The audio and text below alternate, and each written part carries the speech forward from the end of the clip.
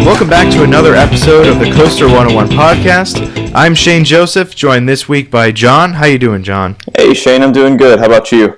I'm doing all right. And this week we are also joined by Nick. How are you? Pretty good. Thanks for having me on again. No problem. So this week we're going to get right into the news. We've got some big news to share. We got John here, our resident Dollywood expert. And he's here to give us the scoop on all the new touch-ups and new information on lightning rods. So John, you went to a special event, so kind of talk to us about what you found out about lightning rod. Yes, so they let me back into the park this weekend for the ACE Southeast Region Smoky Mountain Coaster Fest, which they have every year about mid-November. And so this year was, of course, a little bit different, like everything else in the world right now. But one of the big things, we were told beforehand that we were not going to learn any news on lightning rod, which if you're haven't been following along at home, it's been closed for a couple months now, and it was, I guess, maybe a month ago, Nick. I know you were planning to go in October. They put a sign out front of the coaster that says Lightning Rod is closed for the balance of 2020 as it receives an upgrade from manufacturer Rocky Mountain Construction, and then it says in 2021, lightning strikes twice. And so, that sent the community into tizzy, trying to figure out what that means. What is striking twice? Trying to decipher that. And so, during the event, one of the activities on the itinerary was Q&A session with one of upper-ranking member of the Dollywood team. We'll call him Lloyd, as he requested, to protect his identity. But we basically got a really surprisingly rather in-depth scoop on what we can expect with Lightning Rod in 2021. So I'll just go through it at a kind of a line by line as far as what we were told. So basically, the ride is being retracked completely. It's going to be a mix of RMC's, Rocky Mountain Construction's topper track and their iBox track. So the topper track is what's currently on Lightning Rod, which is where, Nick, I know you did a really great piece on the site about the differences between, traditional wooden coaster track, RMC's topper track, and then the iBox track, which is all steel. Yeah, so for those who don't know, I'll just quickly explain the differences between the types of roller coaster track that we're talking about here. So a traditional wooden roller coaster is comprised of 8 layers of wood. You have 6, and then the top 2 layers are wider so that they overhang a little bit. And that overhang is where the upstop wheels would go, and those are the wheels on the underside of the track that lock the cars under the track so they don't fall off. There's a thin layer of steel on top of that and on the sides of the track. So the track, if you cut a section of it, it kind of looks like an upside down L shape. The ledgers or the cross ties are also made of wood, and those are the parts that run across the rails to keep them a certain distance from each other to keep the pitch of the rails. So those 8 layers of wood is called the stack. So now Rocky Mountain Construction, the manufacturer of Lightning Rod, they take the top 2 layers of the stack, and instead of using wood, they use steel. So you have the 6 lower layers of wood, and then the top 2 are steel. And then the cross ties are also steel. Now, Rocky Mountain Construction, or RMC, has also invented the Iron Horse track, where instead of taking a tube or a steel pipe and bending that into the shape, they start with flat rectangular pieces of steel, and they use a plasma cutter and cut out all these track pieces and then weld them together to get the same kind of upside down L shape as a wooden coaster, except now it's made of all steel. And so Lightning Rod will have a mix of topper track and iBox track. So I know that's going to, just sit down and buckle up for the debates and arguments over what will constitute hybrid wood and steel, so stay tuned for that. Yeah, traditionally roller coasters are classified by the track, not the support structure. So like a coaster like Gemini at Cedar Point, the supports are all wood, but the track is still tubular steel rail, so we would call that a steel coaster. So Lightning Rod, with this topper track, you've got 25% of the stack is steel. So is that a wood coaster or steel coaster? And now you're going to have topper track sections and Iron Horse sections. So, yep, that's going to be a fun debate. What else, John?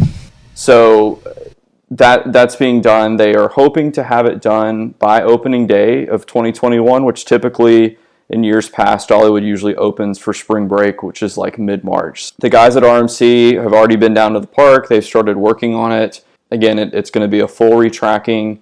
The topper track is going to go in some of the areas with less stress, and the iBox will be in some of those more dynamic sections of the ride with that are kind of subjected to a little more force, which if you've been on Lightning Rod, there's a lot of sections in that ride that are fairly forceful. So I was just going to ask before we get into the next part. So having ridden Lightning Rod a bunch, where would you guess that there would be iBox track as opposed to topper track? Well, I know that there was a year or two ago, there was a spot at the bottom of the first drop that had gotten a little rough, and I think they did some work there, and so I would assume that at the bottom of the first drop, possibly the quad down, which is the best element on that coaster, and some of the best 10 or 15 seconds of any roller coaster experience I've ever been on in my entire life. But so I would say maybe that. I know the last turnaround before leading into the brake run, I know that is the train just has so much speed going into that element, so I would imagine that might be a candidate for iBox. If you've been on Lightning Rod, it's such a high octane. It does not stop. It's completely relentless, and so I think the argument could be made that all of it could have iBox, but that's not the case. But it is going to be, as we were told, completely retracked, just not all iBox. All right. Well, what else did you find out that are going to be some updates coming to Lightning Rod? Yeah. So thankfully for me, I heard rumors of inversions or this or that, and so fundamentally the coaster is not changing in regard to its layout. It is going to be, they're not adding any elements or taking anything away. It is strictly going to be a retracking. The launch will be the same. The individual who was sharing this information said that they were, if anything, the launch was going to be more consistent, and that's really their goal with this, is to make the ride more reliable and more comfortable. And I think for me, it's it's just not the same when you go to the park and Lightning Rod's not there. So I'm all for them taking this time to really invest in and hopefully making the ride more reliable. But I'm glad that they're not renaming it, they're not rebranding it. I know there was a lot of Lightning Rod merch on sale at the gift shop, and people were wondering about that. But no, it's pretty strictly going to be just a retracking. So. What year did it open again? Was it 2016? Yeah, 2016. So it's coming up on 5 years. Has a major coaster this young ever had this much modification or retracking put into it? I wonder. I don't think so. The only thing that I can think of that's similar is what they did to White Lightning at Fun Spot. Now has that GCI metal Titan track on track. it. Yeah, Titan track. But that I don't think, certainly not as new as 2016. So yeah, this is probably the fastest turnaround that I've seen for updates. Yeah, I think the Titan track was just in one or two areas, wasn't it? Whereas this sounds like it's going to be the entire ride. Yep. I wonder, did they just design the ride too aggressively, or should it have been built with the iBox track from the beginning? I secretly hope that someday there will be a tell-all book that chronicles the entire life of Lightning Rod from start to finish. But I definitely think it's going to be the first RMC that gets RMC'd, as people have already said that. So, but this coaster was so unprecedented. Even launch aside, the first launched wooden coaster. Yeah, and so and it's such a complex. The word dynamic was said over and over yesterday, and I think that really is a great word to use to describe to describe that coaster. And then you think of the terrain that it's on. It's just there's a lot of moving pieces there, and it's an intense ride. It is.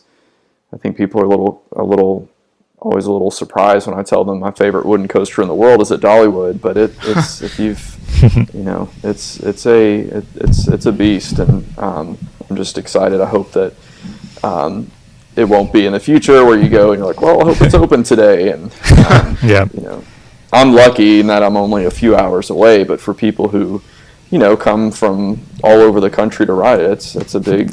From Ohio? Right, from Ohio. It can be a big letdown. So I'm glad that that's one of the things I really like about Dollywood is they build the new flashy attractions and huge expansions like Wildwood Grove, but then also they are, and we can get into this later, but another kind of factoid from that Q&A session was just the retracking and track work that goes on. It's been going on Thunderhead. I mean, it's almost like a brand new ride, and the track work they've done to that. They're doing some to Mystery Mine. I mean, it's just they are a park that really gives their rides some TLC, and I think it's those things that you can't really market that well besides to coaster enthusiasts, but I think it really goes to show how committed they are to how that guest experience. So I'm excited to see them doing this rather than just kind of keeping it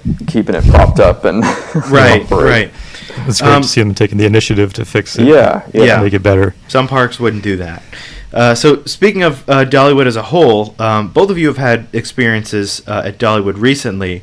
We'll start with John. So how did the rest of the event go? What did you get to do? What were some special things? Just how did you feel about the day in general?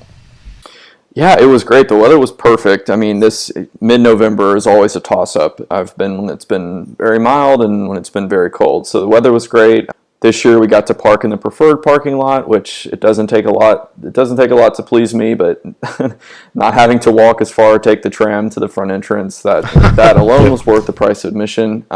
We got there about 8:30, and then we walked back to Craftsman's Valley area for breakfast. And then we got ERT on Blazing Fury, which is, of course, the very classic, campy, indoor roller coaster from the late 70s. And so we got to ride that for 30 minutes with the lights off and then 30 minutes with the lights on. And 2 years ago, I got to go and do a backstage, behind-the-scenes tour with the lights on. But this was actually my first time riding it with the lights on, it's just so cool. I love that coaster. It's I don't know. There's just nothing like it except maybe Fire in the Hole at Silver Dollar City. But so that was fun. Then we got they opened Wild Eagle for us a little early for us as well. So that was great.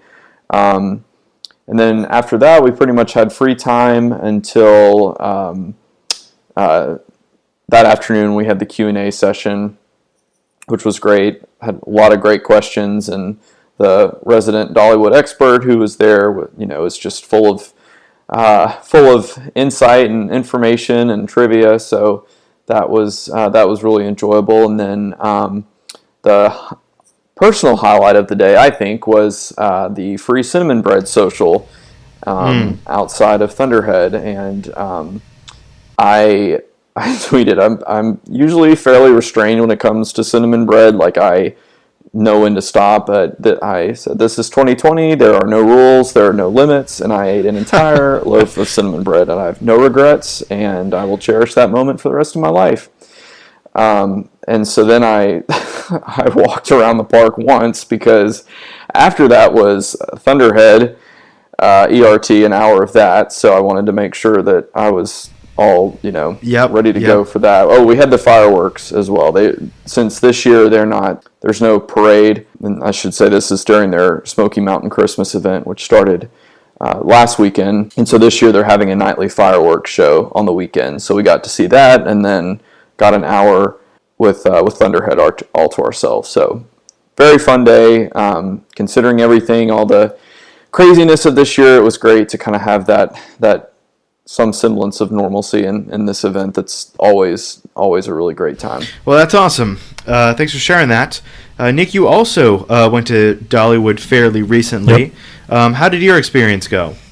It was great. So we went last month in middle of October. We actually stayed in the Dollywood cabins, which if you've never stayed before, I highly recommend it. I actually just wrote an article for the website called 7 Reasons Why You Should Stay in the Cabins. So if you want more details, but One of the nice things is you have the option of having a length of stay tickets. So every day that you're staying in the cabin, you can go visit the park, and you don't have to make a reservation. You have priority access. And there's also another entrance. Like there's the main entrance to the park, and there's kind of a side entrance on that path that goes up towards Thunderhead. So any guests staying in the resort, the Dreammore Hotel, and the cabins, they can go and park in the exclusive parking lot there, and then go into that entrance, which is really nice during the pandemic era, because there was maybe at most one family in front of us, so we could pretty much just drive up, park close, and then just walk right into the park. So it was really easy to get in and out. And so we were there during the Harvest Festival, which I had never been to before. So I'd say that during a normal operating day, Dollywood was probably one of the most beautiful parks in the country on any other day. But then you go to the park in the fall, and you add in all the fall decorations and the Halloween decorations, and it just makes the park even better. Right. And then at nighttime you have the pumpkin luminites, where they have a lot of like big pumpkin displays that are all lit up, and it's really cool. Well, that's awesome. Did you get to try out any of the rides when you were there also? Yep. Of course, Lightning Rod was down, we booked this trip, I think, like back in May, like way earlier in the summer, in the hopes that things would be better. And then also, like at that time, Lightning Rod was operating a lot more consistently.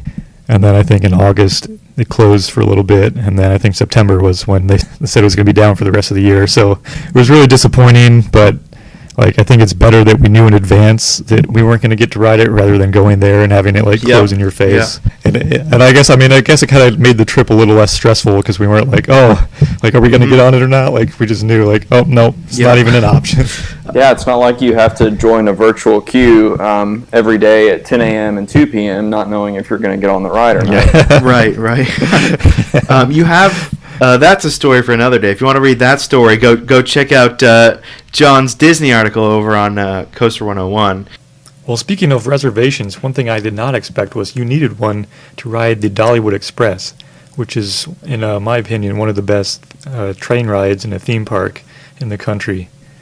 So the capacity of the train is reduced a lot. So first of all, they're only sitting every 3 rows. So one row of guests, 2 empty rows, and the next row of guests. And before, whereas maybe you have 2 or 3 groups of people in one row, now you're only putting one group of people. So you may only have 2 people in a row instead of 6. So yeah, the capacity of the train is greatly reduced. So what they were doing is they were giving out a paper ticket. So you had to go to the train station at some point and get a paper ticket for a return time. The train runs about every 45 minutes starting at noon. And what they were doing is they were loading every car except for the last one. They were leaving that empty. So they did have a standby line for the unfortunate people that didn't know that you needed a reservation. Because it wasn't really advertised anywhere. We just got lucky that we stumbled upon it. So if you worked your way around the park and were thinking, you'd ride the train later in the day, and you didn't know you needed a return time ticket, then you were basically hosed. So they did have a standby line, but it was probably one of the longest lines I've ever seen in person, even though there were only maybe 50 people in line, because the train only runs every 45 minutes, and they were only taking maybe a couple groups of, maybe 3 groups of people from the standby line every time the train ran. So you could just, count the groups of people in front of you and see like, wow, this wait is 5 hours long, even though there's only 50 people in this line. So yeah, if you're going to Dollywood, definitely head over to the train station first if you want to ride the train, so you can get that return time. So that was a little unexpected, but luckily we got a ticket and we got to ride it. And yeah, even during these tough times, it was a good time at Dollywood. Well, that's awesome. I think that's going to do it for this episode. Rather quick episode this week. Eric, as you know, is away doing his other podcast. Andrew had some other stuff going on, but we wanted to do a quick episode to fill everybody in on Dollywood and the news with Lightning Rod. So before we go, I just wanted to mention our annual roller coaster calendar is available to buy right now. We're selling those on our website for $15. That includes shipping. The 2021 calendar has 13 months worth of roller coasters and parks that like Kings Island, Cedar Point, Busch Gardens Tampa is in there also. And the best part is that we're donating 100% of the proceeds to Give Kids the World in Central Florida. Great organization who we've worked with before. Check them out if you don't know anything about Give Kids the World. It's an awesome organization. You can find the link to buy the calendar in the show notes or at c101.co/21calendar or by texting calendar to our number, which is 419-742-2101. Thank you to Ulimi for giving us that text service, so save that number to your phone. If you haven't already, you can also text merch to that number or go to c101.co/shirts to check out some of our awesome Coaster 101 shirt designs. So thank you to everyone for listening. We appreciate your support. For more updates and news like this, follow us on social media at Coaster101. Visit our site, of course. Email us at podcast@coaster101.com. And make sure to rate and subscribe. Thank you once again to JM Music Design for doing our theme song and theme music. Thank you to John and Nick for being our special guests this week. And we will talk to you all next week.